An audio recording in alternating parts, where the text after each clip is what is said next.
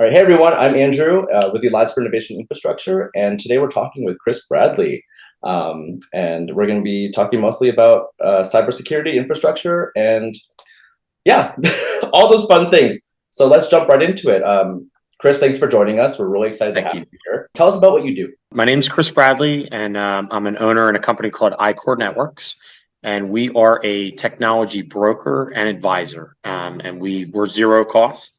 So we don't charge for our services. It's me and one other guy, and we help companies with understanding what their needs are. So we do what are called technology roadmap calls and understand their current, ideal, and future state as an organization, covering topics in cybersecurity, IoT, internet, to phone systems. It really covers the gamut of all technology. And a lot of people ask me, what do you do? And I'm like, everything technology. And they're like, you don't have any red tape? And I'm like, zero. So yeah, we get to solve problems every day and be ourselves and have fun. And yeah, that's our company, iCore Networks, in a nutshell. What got you into this industry? Went to Penn State 7 years ago. I sit on the board for Penn State as well. And when I graduated, I had a degree within communications and public speaking. A lot of people would like to go business or finance, and it's very specific. Where communications, I love solving problems. I love people, and that's where I live in Philadelphia and had Comcast. Fortunately, in my backyard, I had worked for Comcast for a short stint. And the reason that I wanted to get into the technology industry, there was a guy named Kevin O'Donohue, who's super well connected, but had mentioned in the technology industry, you'll always have a job as long as you keep innovating with it. And that's kind of what enticed me to say, wow, this is a great industry. Yeah. I tried big corporate. I didn't really like it. So then went down and got linked in with Kevin to a guy named Chad Parnas, who had a small technology broker and advising, and they did audits, and was fortunate enough to be advised from him or mentored for 6.5 years. Went to software space for a year to learn about software. And then I had an opportunity to become a partner in this company, and I'm running with it, and trying to solve as many problems as we can. Like, what kind of problems are you trying to solve? Of the plethora of problems that you're trying to solve? I think right now COVID obviously was like one of the biggest jump points for the technology industry. And I think from a philosophical standpoint, everyone thought that, oh my gosh, the older generations wouldn't be able to adapt. And it's like, either you are going to adapt and learn, or your company's going to fail. And I think that was a great test to put forth of like, we can operate remotely. We can operate, from a security standpoint, and it's opening. It helped push the industry a lot quicker than it should have, been happening. But there were internet needs, there were security needs, there were laptops that needed to be ordered, there were, mobile devices that had to be ordered, and it just really a big investment into the overall technology portfolio for so many of these companies. And I think the funniest part is everyone asks, like, well, what do you mean you sell technology? And I'm like, think of everything you use, from Zoom to laptops to your phone to instant messaging. That is all technology, but the people at these companies don't even realize it because they're in their day-to-day, but that's what helps them do their job both internally and externally to customers. Approaching technology, I can only imagine. I mean, I can't even update my phone because it's just a constant thing that I have to do. And then it kind of goes kaput, in a lot of different ways if I don't update something. And I'm one of those people, like, I wish I could have just a dumb phone, never have to deal with an iPhone ever again. I'll never be able to go on a road trip ever again. But what is it like having to navigate all those changes? For a lot of people, it can be scary. But on the flip side of it, it kind of needs to take place in order to innovate. And I think what I see with a lot of organizations is they need to grow up.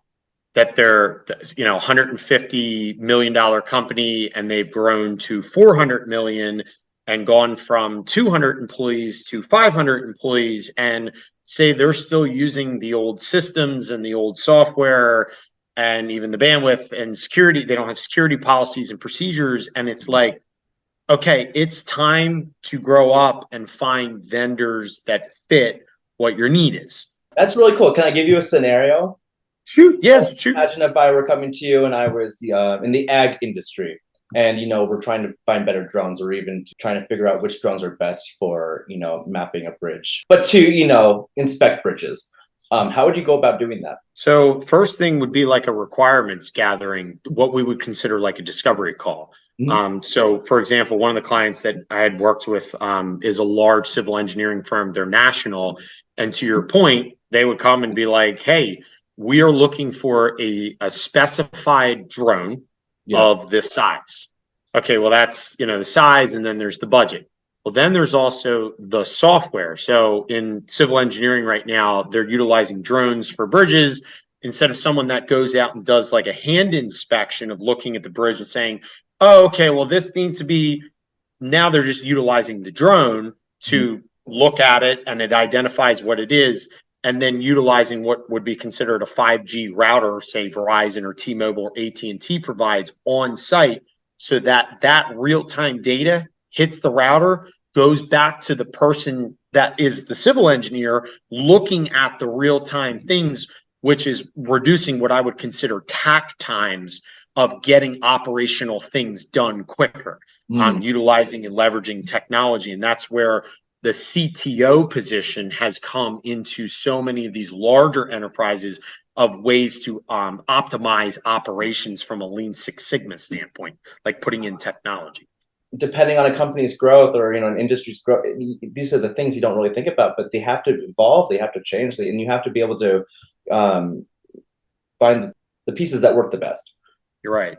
How has the industry changed over the last 10 years? I mean, technology, I remember, growing up, right? And this is before apps, obviously, and we're looking Yeah. for the next like cool invention. I kind of miss those days, Mhm. back when you were just kind of looking through these innovation magazines and it's like, oh, what's the next cool thing? How has that changed so dramatically? I mean, the fact that we have smart doorbells now kind of freaks me out. So it's something kind of funny in the industry that they talk about, and it is all about control Yeah. in organizations of what they would consider on-prem and off-prem, where the phone systems, everything used to be managed by the IT people.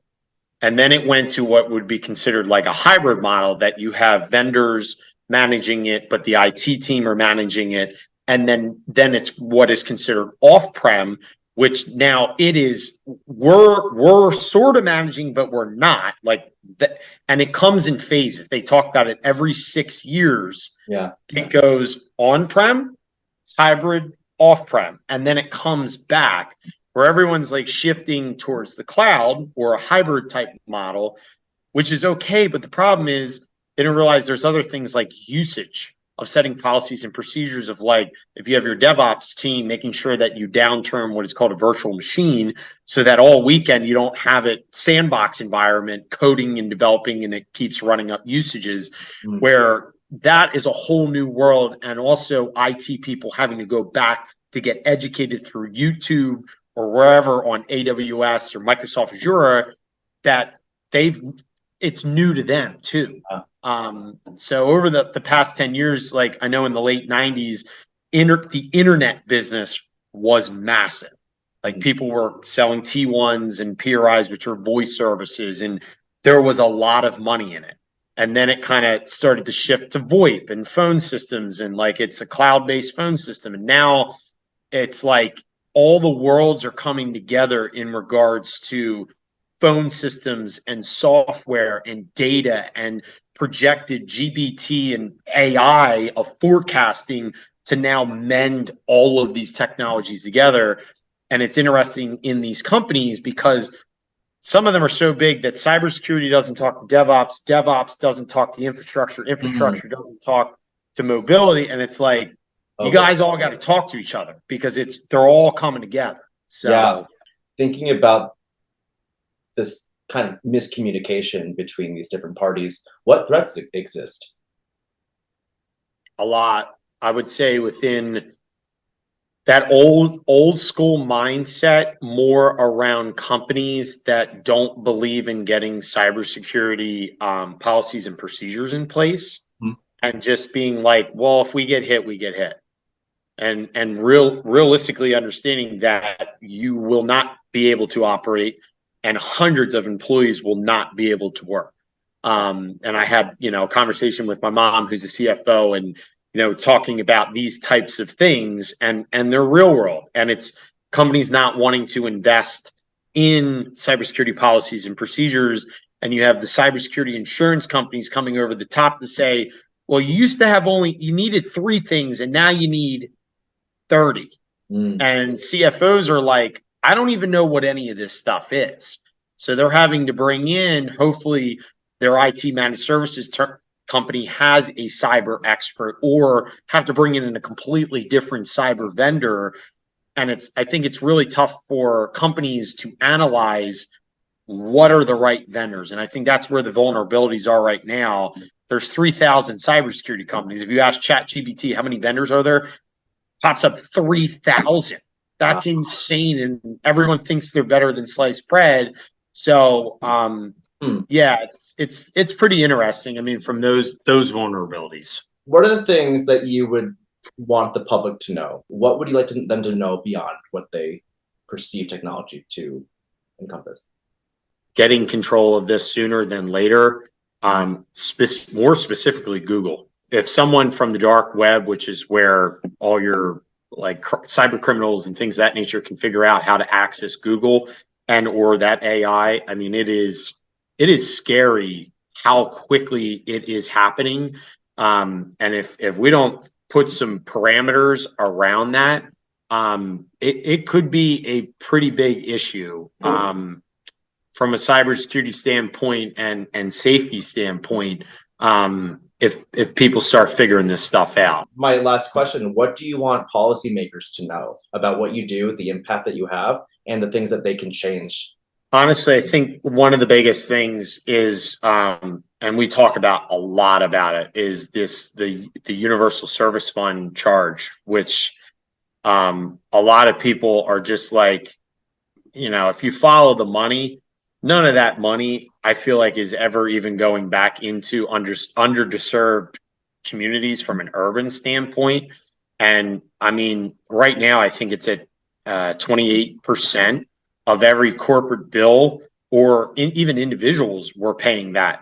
And I think it would be great to actually have some transparency and have a third party audit the FCC on what they are actually doing with the money. Follow the money, because it is massive, massive amounts of money that corporations and individuals are paying that are put in there, and no one knows what they are or what it's used for. And the people that are collecting it are telling you what you want to hear. So for a policies maker standpoint, transparency of having third party, unbiased, someone not associated with a political association like a KPMG or Procter & Gamble, who are all getting paid through lobbyists and things of that nature, but an actual independent group that comes in and audits these the government type organizations like the FCC. Well, I love talking with people who are genuinely so passionate about what they do, and you obviously have that. Super fortunate every Monday to go in and love the person that you work with, and the clients and the vendors. And it's not about the money, it's about solving problems and awareness. You're genuinely making such a profound impact in an industry that is affecting American and everyone's daily lives. Technology has completely impeded itself upon us. And I think the way that you're helping society learn how to navigate it in a healthy way, and tackle innovation in a way that you're like, all right, it's driving us this way. Let's learn how to, move with it.